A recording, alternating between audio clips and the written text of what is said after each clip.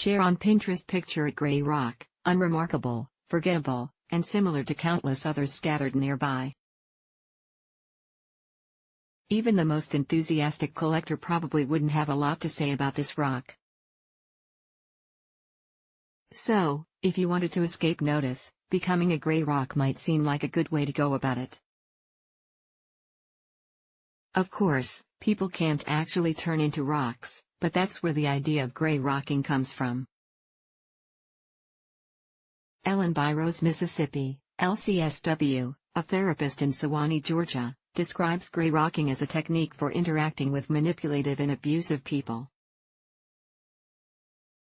This can include people with narcissistic personality disorder or antisocial personality disorder, as well as toxic people without a mental health diagnosis. She goes on to explain that since people with manipulative personalities feed on drama, the duller and more boring you seem, the more you undermine their efforts to manipulate and control you. Here are 6 tips to keep in mind if you're considering this strategy. Know when to use it, and when not to. Recognizing a friend, family member, or partner's toxic or manipulative behavior may prompt you to begin taking steps to safely end the relationship and cut off contact. But this isn't always possible. For example, you might need to continue co-parenting with him, see them regularly at family gatherings, or work with them. That's where gray rocking can help. By making all of your interactions as uninteresting as possible, you avoid giving the other person anything they can use to manipulate you. Over time, they may stop trying. Matt Morissette, Med, a licensed clinical professional counselor in Boise, Idaho, also suggests gray rocking can help when someone you've broken up with or turned down for a date doesn't get the message. If you have to maintain some contact with them for whatever reason, keeping your conversation completely non-stimulating could lead them to lose interest and move on, he explains. If you're being stalked or otherwise fear for your safety, it's best to seek legal advice and involve law enforcement instead of relying on gray rocking. Offer nothing. Toxic and manipulative people thrive on conflict, thrill, and chaos, Byros explains. To make yourself less appealing, you want to seem more lackluster and uninteresting. If they ask questions you can't avoid answering, keep your face blank and your response vague. Byros suggests replying with hum or ah instead of no and yes.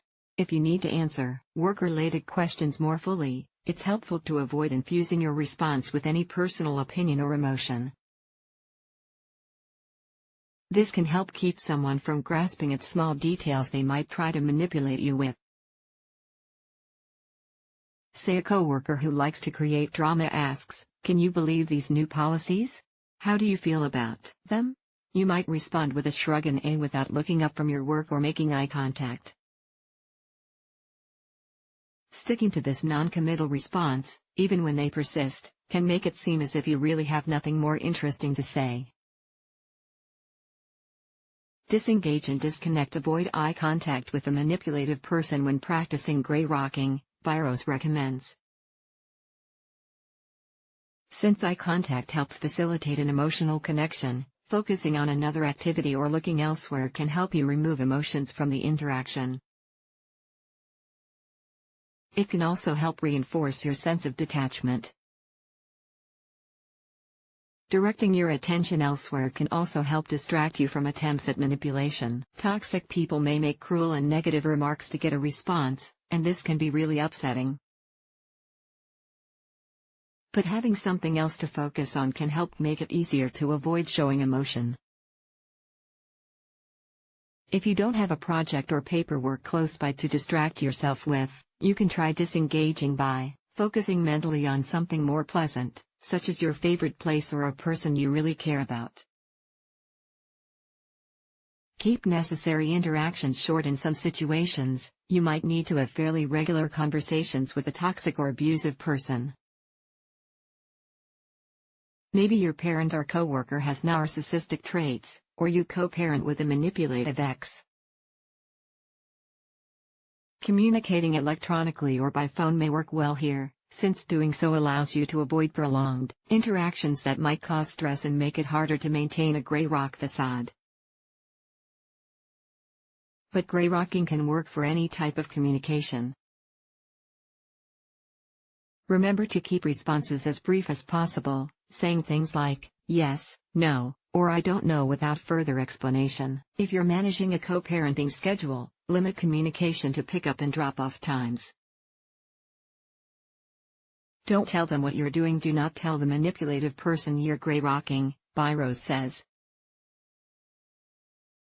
The goal of gray rocking is to get the other person to lose interest in you on their own. If they realize you're trying to make yourself seem dull on purpose, they can use this knowledge to further manipulate and attempt to control you. Instead of giving them any clues about the technique, work toward treating them as a stranger you have no emotional connection with. Remind yourself that you have no obligation or need to share anything extra with them. That said, spending a lot of time in this mode can start to affect how you express yourself in other areas of your life, so it can be helpful to tell people you trust about what you're doing. Avoid diminishing yourself. It's important to take care not to lose sight of yourself when gray rocking.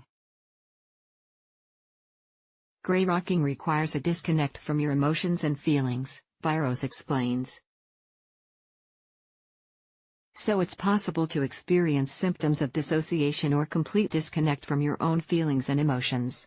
You may find it helpful to talk to a therapist if you begin having trouble connecting with people who are important to you. It becomes difficult to express yourself within the positive, healthy relationships in your life. You feel like you're losing your identity or self-awareness. It might seem helpful to temporarily change your appearance to make yourself seem less physically interesting, by wearing plain clothes or taking less care with your appearance, for example. But Morissette points out that these changes may affect your sense of self-identity and self-empowerment. Before making any physical changes, it might help to talk to a therapist who can offer guidance on the most helpful approach for your specific situation. The bottom line: toxic or emotionally abusive people can be pretty difficult to interact with, to put it mildly. They might lie, create drama, or pick arguments frequently. Over time, manipulation tactics, such as gaslighting and fact-twisting, can wear you down, affect your self-esteem, and make you question yourself. Cutting off contact with toxic people is often the only way to keep them from continuing to cause emotional harm. But when this isn't possible, gray rocking may work as a technique to get the manipulator to lose interest. If they can't get anything beyond bland, emotionless answers from you, they may give up. Crystal Rapole has previously worked as a writer and editor for Good Therapy. Her fields of interest include Asian languages and literature, Japanese translation, cooking, natural sciences, sex positivity, and mental health. In particular, she's committed to helping decrease stigma around mental health issues.